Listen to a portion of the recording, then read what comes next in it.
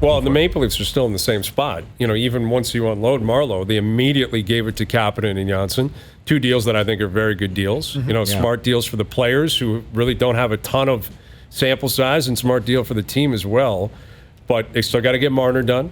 No one knows where that's going or how much it's going to cost them in the end. Zaitsev is still on the team, right? Yeah. Connor Brown's a guy we've been kind of circling based on his number and maybe where he is with the depth chart. Defensive core. Defense Ron core, Hainsey's backup goalie. Gardner's unrestricted. Yeah. You got a lot of work to do, but they're still up against it. Even without Marleau, they're lots still of up work. against it. Yeah, there's tons of work, and players are going to have to get moved. I agree with Kapanen and Janssen, but are we convinced that those guys are off limits now? Maybe they become more valuable as signed commodities. I mean, on the short term, I can't see them working out deals and then flipping them right now. I wouldn't think so. It from a team perspective, it doesn't make a ton of sense to do that. But when you look down the list of Toronto Maple Leafs that are going to fetch a return, like, what are you giving to the team that is taking Nikita Zaitsev?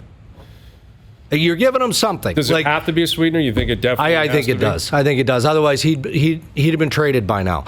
Right. Teams are worried about the term of Nikita Zaitsev. Yeah. If he's the defenseman that he was 2 years ago, I don't think anybody's worried about it. If he has back-to-back decent years, you can't take that term and have Nikita Zaitsev have another year like he had last year. So you're going to have to sweeten it to some degree. Well, that's the risk with any kind of guy. You can't say to somebody, "Oh, we don't want to trade for you if you're going to have another year like you just had." They're hoping for the response of the rebound year. They're probably taking a calculated risk. I'm sure the New Jersey Devils are thinking, "PK, you had 38 points this year. You had 61 the year before. You had 65. You had 45, 55. We don't want you to have 38 again." But there is more sample size with PK, where a guy like Zaitsev had a good year, and then I think he had 12 even strength points last year, like Zaitsev. Yeah. And it's not like he was playing 6 minutes a night. Or 22 minutes a night. Like, I think Zaitsev can play. I think he's a solid player, but he has to play with a skilled, he has to play with a guy like Gardner, who can move the puck or whatever, like go around the league, somebody who can move the puck. That being said, there has to be a sweetener because it's a 5-year deal. And if he shows up looking like the player that played last year, you got 4 more years of that, or you're Jimmy Benning in Vancouver, and you just don't.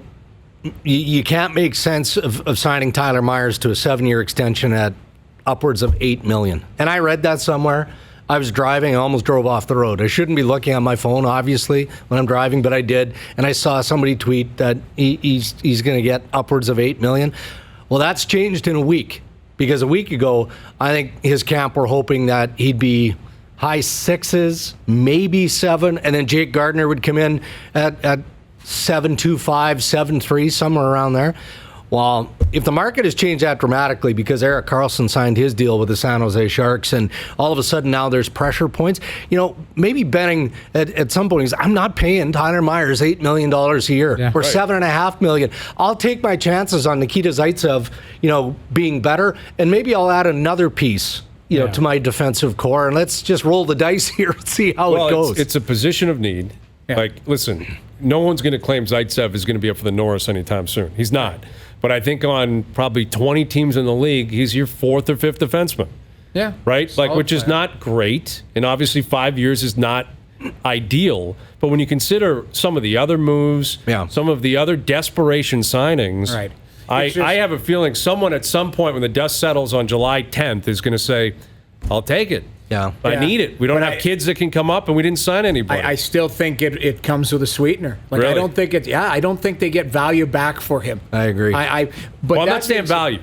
There's difference, though, between you can have, for a 7th rounder. Give us a 3rd rounder. That's not a sweetener. And, hey, we got to throw in. Yeah, I don't think it's a 1st rounder going out the other way, but I think there's a sweetener involved. Yeah, okay. But it may be a sweetener to the point where Kyle still needs more money.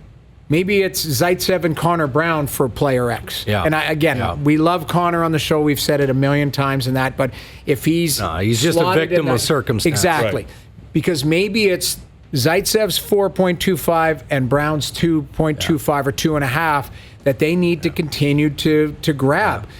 Because they do have to sign, if they're going to sign Hainsey, maybe Hainsey's deal looks something like Braden Comburn's, a 1.7, $2 million. but they need another defenseman. Like they need actual players because Morgan Rielly's a superstar, in my opinion. I love the guy. But after that, there's some drop-off.